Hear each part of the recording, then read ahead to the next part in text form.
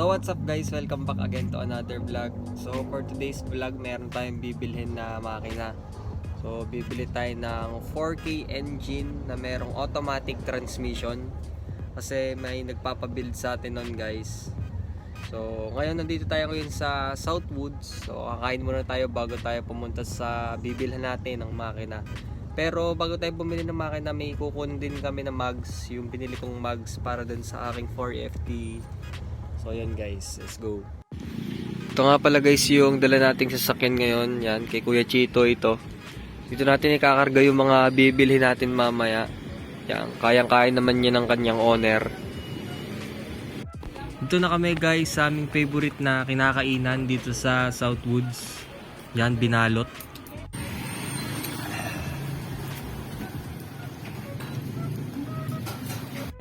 So, diretso na tayo guys dun kay JB Sandoval. Doon natin kukunin yung ating mugs. Yan. Hindi ko lang alam kung anong lugar to. Nandito na nga kami guys sa bahay ni Boss JB Sandoval. Yan, kakarating lang namin. Yan, makikita nyo guys yung kanyang mga binebentang mga mugs. Yan o, nasa garahe lang. Yan, naghintay lang kami ng konti. Yan na si Boss. Naghatid lang siya ng kanyang anak sa school. Ito ang ating mugs. Okay na po yan. Kahit isa lang, buksan mo para ano naman. Ikaw na daddy. Bubuksan natin. Sample. Ayan no, brother. Yun. Ulo. Bo. Ayos na. Yan ba yung ko, paparito daw siya. Bagay talaga sa Tamiya yan eh. So, ikakarga na natin guys. Pagsisiksikan na natin yan dito sa loob. Lalo pa yung sisikip mamaya kasi may bibilihin nga tayong 5K engine pati yung automatic na transmission. Boss JB, thank you po. So, nandito na tayo guys sa ating bibilhan ng makina. Yan. Daming makina dito sa labas, oh. Magtatanong muna tayo kung meron silang available na automatic transmission sa 4K or 5K.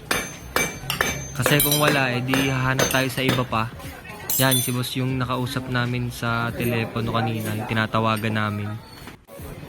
Meron daw sila guys available dito na 5K engine. Tapos naka automatic transmission. Meron nasa kabilang ano ko eh, branch ko. Meron din sila guys dito na 7K engine. Yan. Para silang 3AU yung itsura nila. Yan o.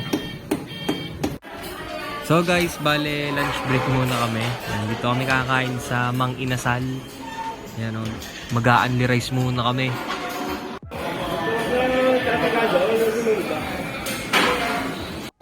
Bumalik na kami dito sa bibilhan natin ng makina. Yan o, makikita nyo guys.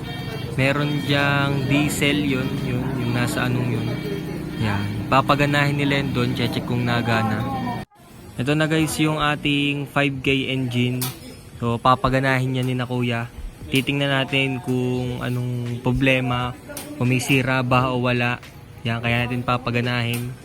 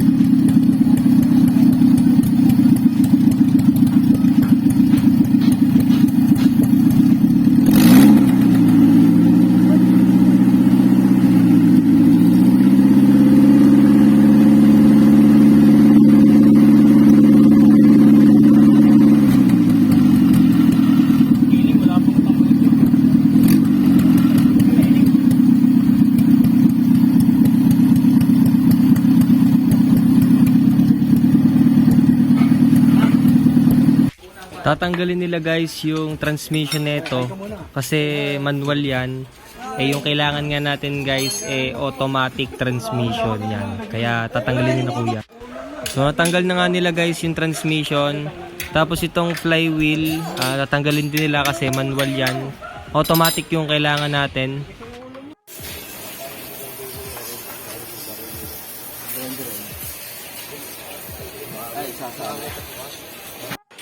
Sure na tayo guys na ito yung ating bibilhin na 5K engine.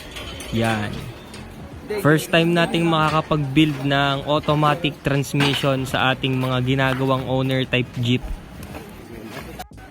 Dadalhin na dun sa owner natin, dun sa sasakyan natin yung ating tranny. Yan. Hindi naman sobrang bigat nitong 5K engine natin, kaya dyan lang siya ilalagay. Yan, malalakas naman yung nagbubuhat dito.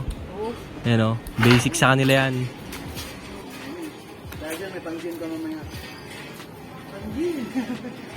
May pang-gin na daw si kuya mamaya o, maglalasing yan mamaya. Eto na nga yung sinasabi ko guys. Yan. Siksikan tayo ngayon sa loob. Sakit ng pet ko dyan. Haba pa naman ang biyahe natin.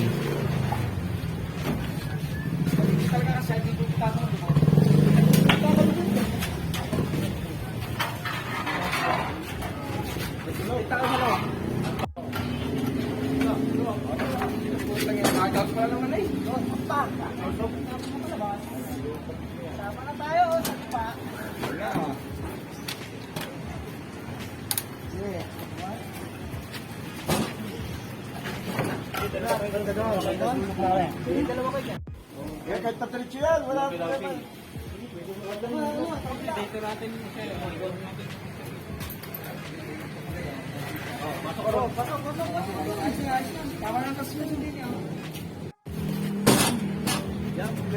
Asya ka?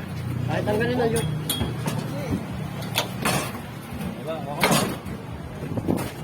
Yan, tanggalin na yun. Para ang kasya. Sige, hindi pwede. Hindi pwede. Tanggalin na yun. So, goods na guys. Yan, ilagay natin lahat sa ating owner. Lahat ng ating mga pinamili ngayon.